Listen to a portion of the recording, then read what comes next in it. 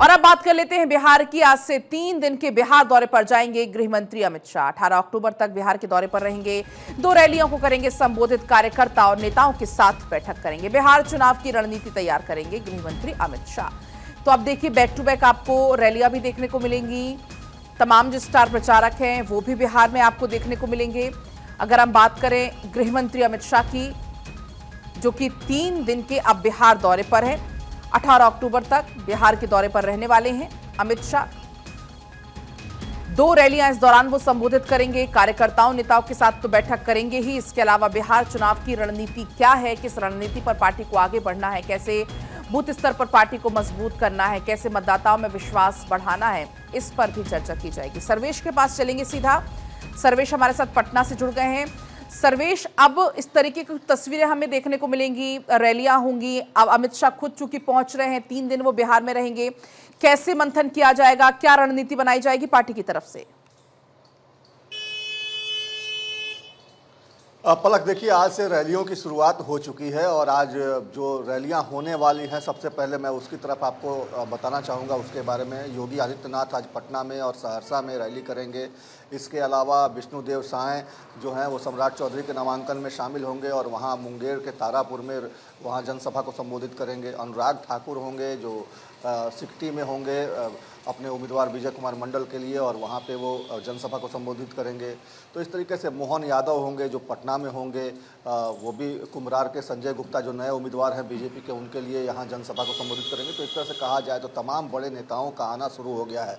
इसी सिलसिले में अमित शाह भी आज देर शाम पटना पहुँचेंगे और लगातार उनकी बैठकें हैं। कल बुद्धिजीवी सम्मेलन वो करेंगे ज्ञान भवन, पटना के ज्ञान भवन में बुद्धिजीवियों से मुलाकात, उनसे बातचीत करने का उनका कार्यक्रम है। उसके बाद कुछ नामांकन सभाओं में भी जाएंगे और वहाँ पे रैलियों को संबोधित करेंगे। तो एक तरह से कहा जाए तो बीजेपी फुल प्रूफ जो है प्लानिंग के साथ मैदान में उतर चुकी है। नीतीश कुमार भी आज सराय रंजन जाएंगे, अपने खासम खास बिहार सरकार के मंत्री विजय चौधरी के नामांकन में शामिल होंगे और वहाँ पर जनसभा को संबोधित करेंगे।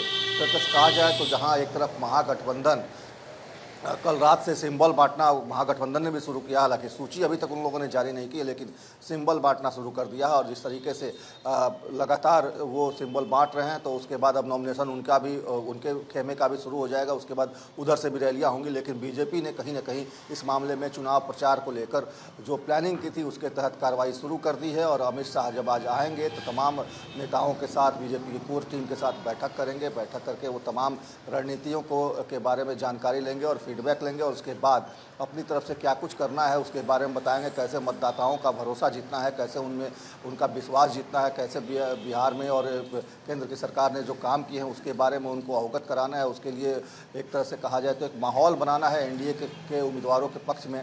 उसकी तमाम रणनीतियाँ आज से बननी शुरू हो जाएंगी। पलक, बिल्कुल, अभी आपने जैसा जिक्र भी किया सर्वेश कि महागठबंधन की तरफ से तस्वीर अभी साफ नहीं हुई है, दूसरी तरफ यहां पर रैलियों का दौर शुरू हो गया है।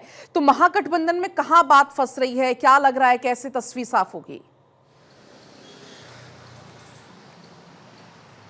देखिए, महागठबंधन में अभी भी कई सीटें ऐसी हैं जिस पे बवाल मचा हुआ है। अभी तक सीपीआई, एमएल, सीपीएम, सीपीआई की बात जो है वो अभी तक स्पष्ट नहीं हो पाई। हालांकि 18 उम्मीदवारों की लिस्ट उन लोगों ने भी जारी किया, वाम दलों ने भी, लेकिन जो सीटें हैं जिसको लेकर विवाद है उन पे विवादों पे कोई बातचीत नहीं कर रहा। मुकेश सहनी क्या करेंगे? मुकेश सहनी को 18-19 सीट देने की बात हो रही थी, लेकिन उसके बाद से मुकेश सहनी साइलेंट हो गए हैं। उनकी तरफ से कोई ना बयान आ रहा है ना वो कुछ कह रहे हैं।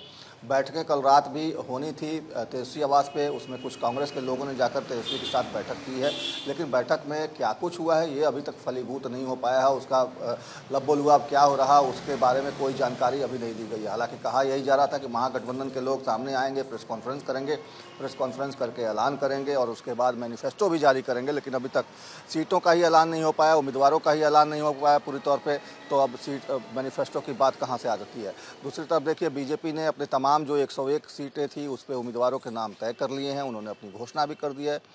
जेडीयू भी लगातार अपनी घोषणाएं कर रहा है, वो भी अपनी सीटों की संख्या लगातार बता रहा है।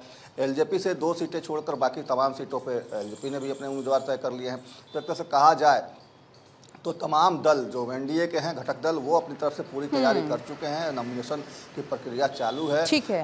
पहले चरण के लिए कल आखिरी दिन है नॉमिनेशन का, तो उसको लेकर तमाम जो केंद्रीय मंत्रियों का जो सिलसिला है आने का, वो भी बिहार शुरू हो गया है और वो भी बिल्कुल आने सर्वेश, लगे मैं हैं और आपके तमाम पास लौट जो रही हूँ।